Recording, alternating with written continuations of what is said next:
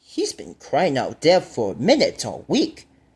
Well, maybe he's just not for the Riverins.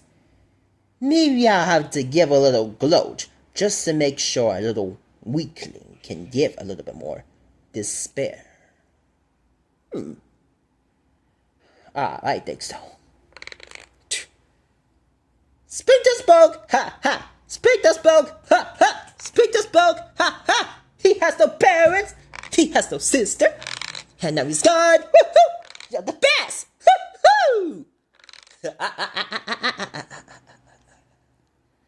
Yeah. All that nasty junk is making me thirsty. Alright.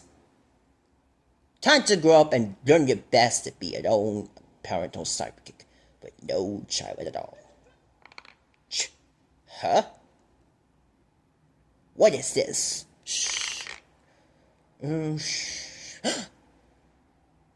decoy? Huh?